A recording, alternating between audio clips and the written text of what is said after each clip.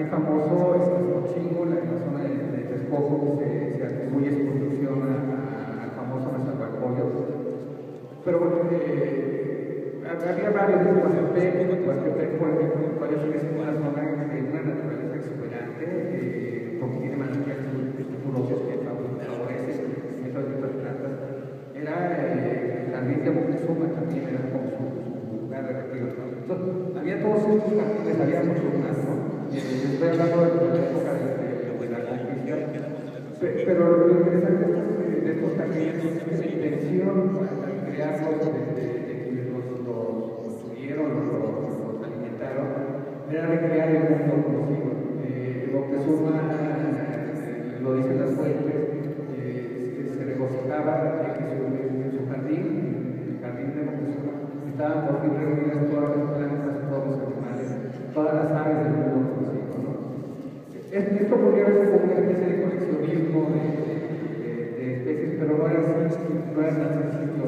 Lo que había detrás de eso era un respeto profundo por la naturaleza, porque la naturaleza era vista, estaba ordenada. La naturaleza no era un producto del azar, sino que había sido hecha por los dioses con una intención determinada. Y entonces cada cosa, cada planta, cada animal, cada ave tenía una posición en el mundo y una función en el mundo. Y por eso había que respetarlas, había que cuidarlas. Por ejemplo, esto me da pie para platicar. El mundo era visto como un árbol que hundía sus raíces en el inframundo y se elevaba hacia el cielo. Eran los espacios. El hombre habitaba el espacio en medio de la tierra. Y entonces tenía como varios niveles de mundo, ¿no? Y se veía como un árbol. Entonces cada año, al inicio del año mexica, que era un año compuesto de 18 meses, de 20 días, más 5 días de fastos, que hacían los 365 días de nosotros. Cuando empezaba el año, en la veintena de Atlacahuano, una de las ceremonias que se hacía es que se iba al cerro de Coyoacán, que era un cerro de connotaciones míticas, porque se decía que de ahí venían los hombres, de ahí venían los mexicas. Se iba y se seleccionaba, y dicen las fuentes de que el árbol más derecho, mejor proporcionado, con mejor follaje que encontrara, y lo sacaban con todo cuidado y lo traían aquí al centro de la ciudad, lo trasplantaban por completo y lo colocaban enfrente del templo mayor. Y además traían 4 árboles pequeños que colocaban en las 4 esquinas de este árbol, porque así estaban representando el mundo, estaban representando que iba a iniciar un nuevo ciclo y que la bóveda celeste había sido plantada nuevamente, ¿no? Bueno, luego, porque ninguna sociedad es perfecta en todo el cinítico, y luego al final de esa veintena, de ese mes, se llevaba a una mujer que viviera en este carácter, que además adornaba con todas las plantas que se conocían, con todas las especies, acomodadas siempre de acuerdo a sus cualidades con respecto a los rumbos del universo. Y al final de la veintena, esta mujer que había estado viviendo ahí era llevada al lago sacrificada, ¿no? Pero bueno, son los detalles. La cosa es que sí había una comunión con la naturaleza, ¿no? Por ejemplo, también se dice que no se podían cortar los árboles nada más porque sí, ¿no? Los árboles los tenía que cortar alguien que era del oficio de los carpinteros y antes de ir a hacer el corte del árbol tenía que hacer un sacrificio a su Dios, una petición y recibir el permiso y entonces ya iba y cortaba el árbol. Y por lo que dicen las fuentes, eso será cosa que dicen los biólogos, si es así, tenían un conocimiento bastante acertado de qué especie exportar, o sea, porque indican a tal distancia de este otro, y si este está de este tamaño, tienes que cortarlo primero las ramas, o sea, parece ver incluso instrucciones para podarlo, ¿no? Esto, no deja de llamar la atención que una sociedad, para ser más sencilla que nosotros, y nótese la para ser más sencilla que nosotros, tiene una manera de acercarse más inteligente a su entorno, ¿no? Yo creo que este es un foro de organizaciones que luchan por la defensa de nuestros espacios, porque tengamos una mejor calidad de vida y todo esto. Y me parece muy bien, digo, soy parte de la organización convocante, pero creo que tenemos que tener conciencia que no se trata nada más de defender nuestro espacio inmediato, y que no es una responsabilidad de uno o de un pequeño grupo, sino que es una responsabilidad social. Y esto lo derivo de lo que se ha venido diciendo, porque todo este enfoque de la sociedad mexica hacia la naturaleza es un enfoque social, pues, era una manera compartida de ver la naturaleza y de acercarse a ella y de respetarla y de vivir de ella, ¿no? Les empecé diciendo que el hombre es el único ser capaz de crear, de recordar el pasado, de prevenir el futuro, pero también es el único capaz de echar a perder su presente, ¿no? Es utópico, no hay ninguna sociedad, hay que decirlo, la sociedad mexicana, aunque ustedes ahorita van a decir a qué bonito se acercaban a la naturaleza y qué bien trataban a los animales y todo eso, tenían sus asuntos, era una sociedad de clases, militarista, o sea, no era una sociedad perfecta. Y yo creo que nunca ha habido, lo digo como arqueólogo, no ha habido todavía la sociedad perfecta, pero eso no quiere decir que la dejemos de buscar, ¿no? Y a lo mejor podemos empezar buscándola, respetando lo que no tiene la capacidad de enfrentarnos, que es la naturaleza, ¿no?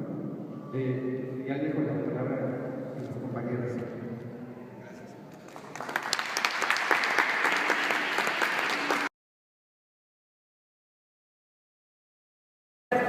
Recuerdo más bien las funciones que debemos exigir a las áreas verdes. Bien, la planificación de las áreas verdes es un tema que ha surgido en el tiempo con diferentes enfoques y cuyos antecedentes en el plano internacional, constituidos especialmente por proyectos y la construcción de parques públicos, se remontan al siglo XIX en el contexto europeo y estadounidense. Como lo refiere Lowry, en el contexto europeo, las primeras iniciativas datan de 1810, influenciadas por el romanticismo, en donde se proyectaban parques que evocaran la naturaleza como los Regent's Park.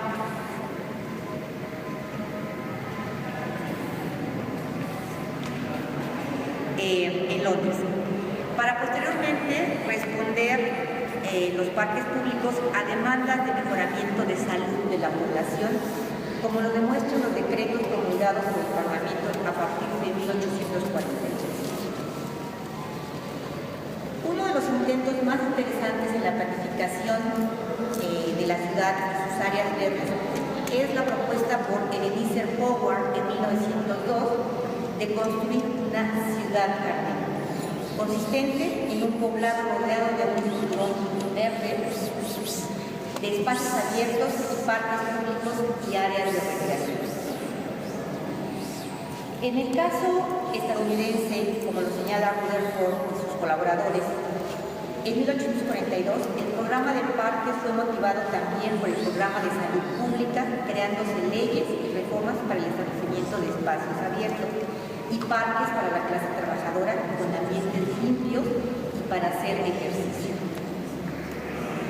Posteriormente surgieron, este es un ejemplo de los parques de la ciudad jardín que proponía Ebenezer Howard. Posteriormente surgieron personajes como Andrew Jackson Downey, quien promovió los parques públicos con una visión económica y ética, al promover su mantenimiento a través de la aplicación de impuestos y su fomento a través del conocimiento hacia las plantas y la belleza del campo. Downey logró su misión al promover su proyecto y construcciones de parques públicos, como el Parque Central de Nueva York en 1858, diseñado por Federico Lowe Olmsted. Décadas más tarde, en contraste con las tendencias románticas del paisaje y los reformadores de salud pública, surge en Estados Unidos un movimiento estético denominado Ciudades Bellas, que promovió el desarrollo de bellos y monumentales parques públicos entre 1910 y 1940.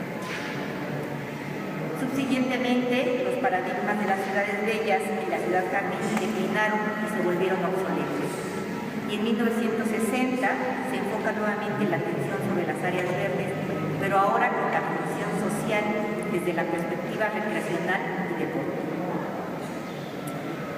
Sin embargo, el componente ambiental como motivo en la planificación de las áreas verdes urbanas estaba ausente y es hasta los años 70 cuando emerge una nueva corriente en Europa y Estados Unidos enlazada con los movimientos ecologistas, en donde surgieron iniciativas como la Ley Nacional de Política Ambiental, conocida como NEPA, en 1969, que era una ley que defendía el ambiente, así como postulados teóricos de vanguardia, temas de planificación ecológica y ecología del paisaje. Es hasta 1987 cuando surge el primer amplio acuerdo entre científicos y políticos del mundo sobre materia ambiental, bajo el documento Nuestro Futuro Común o Informe Brundtland, adoptándose un nuevo paradigma por la Comisión Mundial de Naciones Unidas para el Medio Ambiente y el Desarrollo.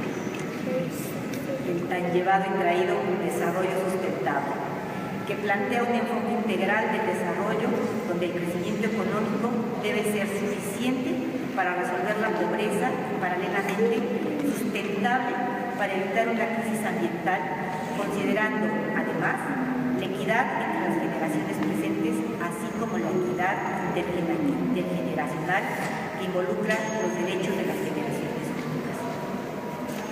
Este concepto, llevado al desarrollo urbano, implica el rediseño de políticas y marco institucional que conlleven acciones que sean económicamente viables, ecológicamente factibles y socialmente aceptables, con una visión de largo plazo e intergeneracional, con énfasis en la superación de los déficits sociales y la restricción de la explotación de los recursos, la generación de desechos y contaminantes.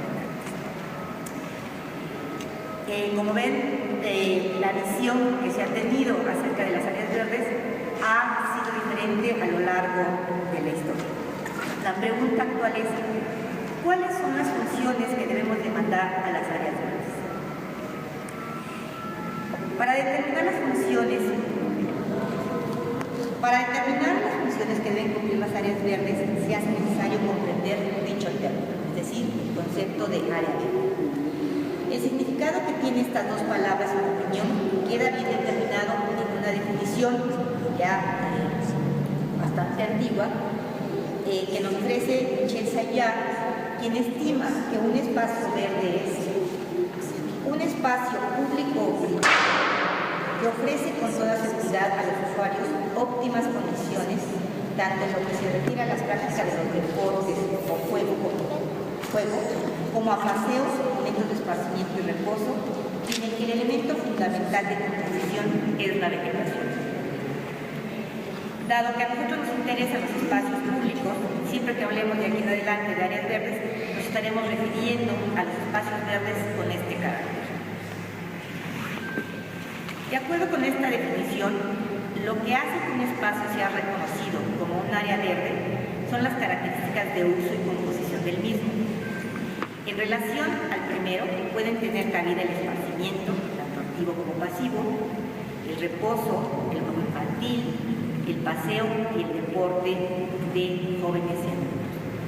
En cuanto a la composición, la vegetación, representada por sus tres estratos, deberá constituir un elemento dominante. En función de estos usos y de la presencia de la vegetación como elemento fundamental de composición, debemos analizar cuáles son las funciones exigibles a los espacios verdes en las ciudades, teniendo presente que de estas, unas se derivarán del uso posible, otras tendrán relación directa con la presencia de la vegetación y finalmente otras comprenden el conjunto de ambos elementos. La primera función que debe cumplir un área verde es su función como reguladora del medio ambiente. El discurso actual en defensa de las áreas verdes acude a esta función de las mismas y es indudable que los espacios verdes inmersos en el medio urbano proporcionan en algún grado una mejora en su calidad al actuar como elementos correctores de ciertas fuentes nocivas, consiguiendo el mejoramiento del ambiente urbano y con ello elevando la calidad de vida de la población.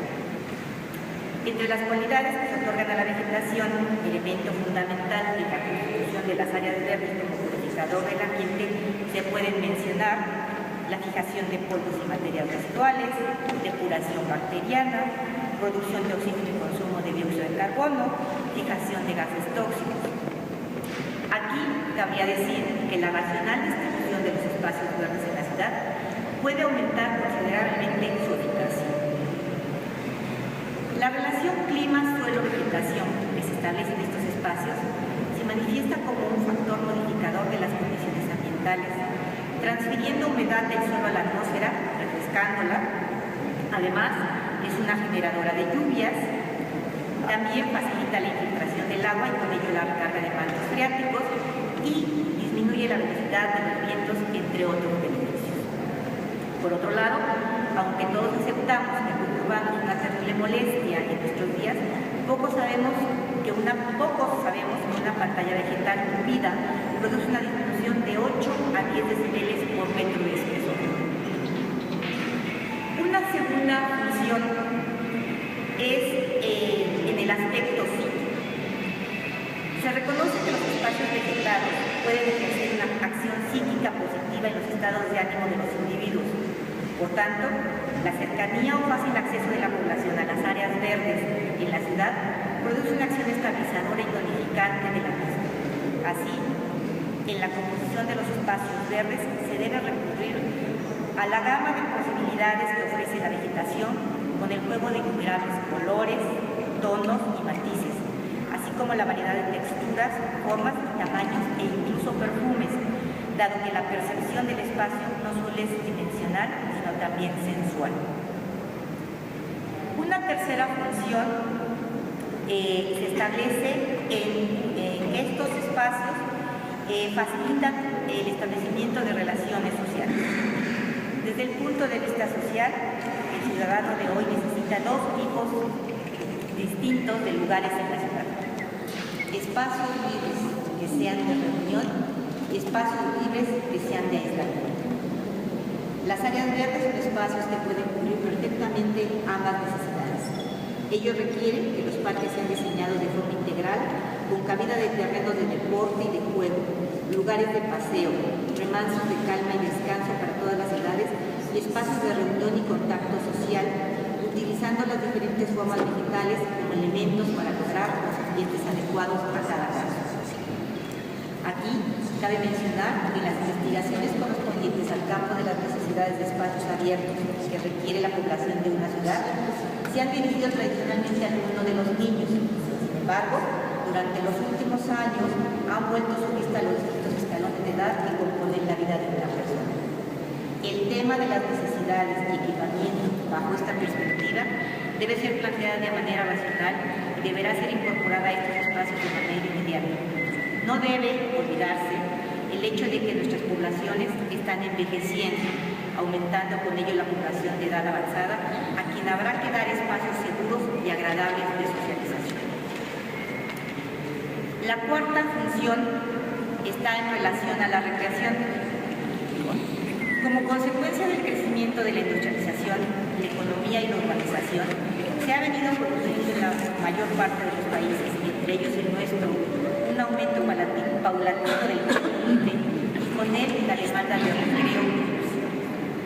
Junto a este movimiento cuantitativo, aspectos de carácter cualitativo igualmente importantes han reforzado esta apetencia de esparcimiento y distracción, como lo prueba, por ejemplo, el énfasis dado al valor del recreo como medio para favorecer la higiene física y mental. Entre las actuales demandas de recreo, las áreas verdes deben cubrir de manera adecuada las demandas de recreo diario y de fin de semana. El recreo diario comprende actividades desarrolladas después de finalizado el trabajo, por lo que, debido a estas circunstancias, es de duración limitada. En consecuencia, las áreas para el disfrute de esta clase de recreo deben estar situadas en la proximidad de los hogares de los usuarios, mientras que para los fines de semana pueden estar a una distancia mayor e incluso a una distancia pequeña de los núcleos urbanos.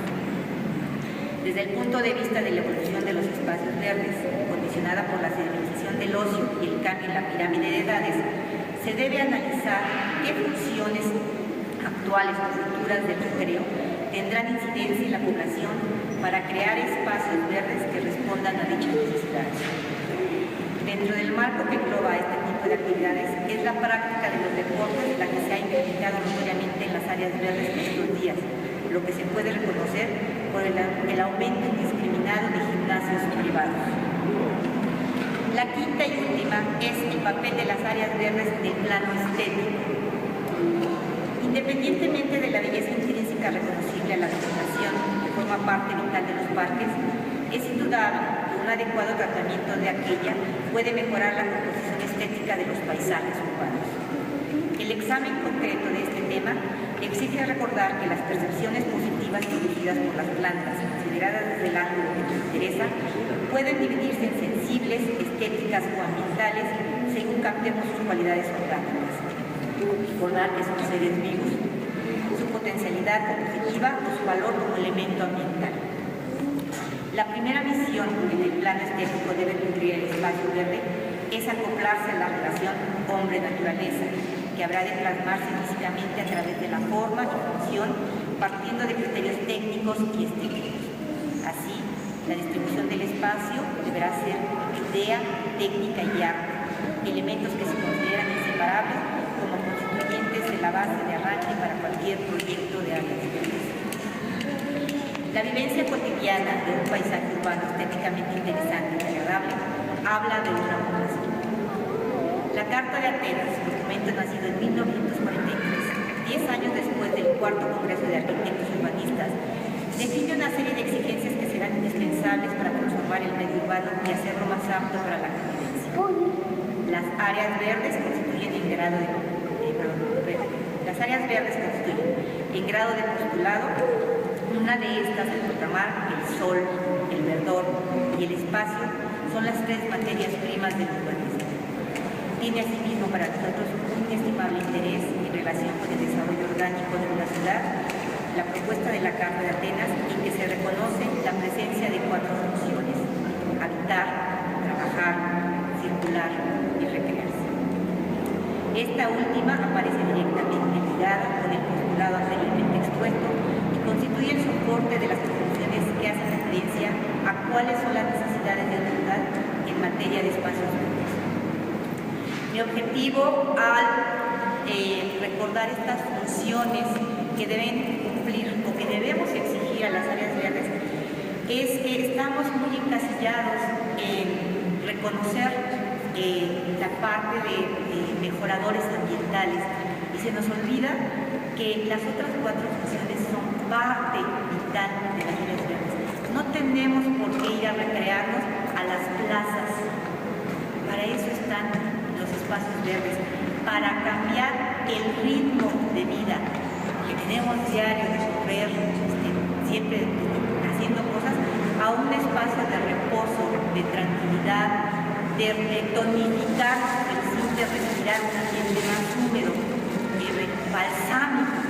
Entonces, mi ponencia está hecha en ese sentido y espero que pues, nos recuerde y nos ayude a exigir que nuestras áreas verdes cumplan con estas cosas. Gracias.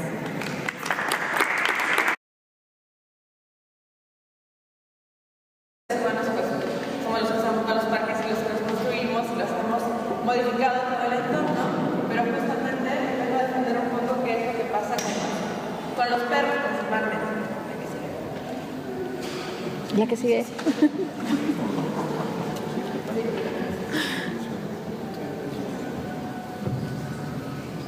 Ok, bueno, no tenemos que perder de vista que vivimos en ecosistemas. Las ciudades son ecosistemas también. Esto significa que no solamente somos los seres humanos o nuestras lindas construcciones, sino que hay alrededor muchas cosas. Por supuesto, las plantas y los animales. ¿Qué sigue?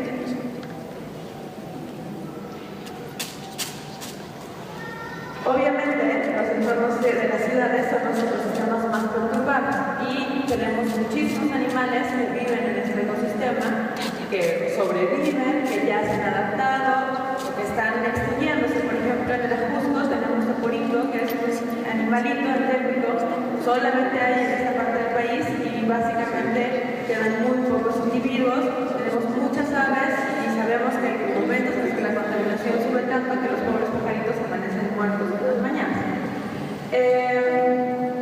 Así que bueno, tenemos que ver esto como un entorno completo y no solamente como una pequeña parte que nos afecta solo a un ser humano, sino a todos los demás animales y a todas las demás plantas, por supuesto, seres vivos que viven en las ciudades. ¿La que sigue?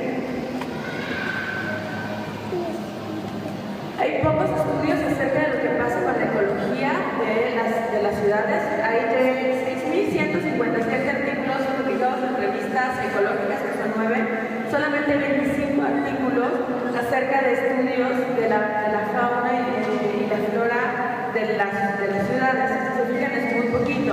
Entonces nosotros tendríamos que seguir promoviendo, además de este tipo de foros, son súper interesantes, mucha más investigación puntual de exactamente cuál es nuestro impacto. ¿Sí? Ok, y les digo, a pesar de que hay muchos animales, me voy a centrar en los perros. Los perros viven en las casas porque son animales domésticos. No existen, no hay un perro canis familiaris. Ahora deberían llamar canis grupos familiares porque solamente tienen un 0.2% de diferencia con los lobos, pero no hay canis familiaris en la calle, en la naturaleza. No viven en África, no viven en desierto, viven dentro de las casas. El perro existe en tanto existe con el ser humano.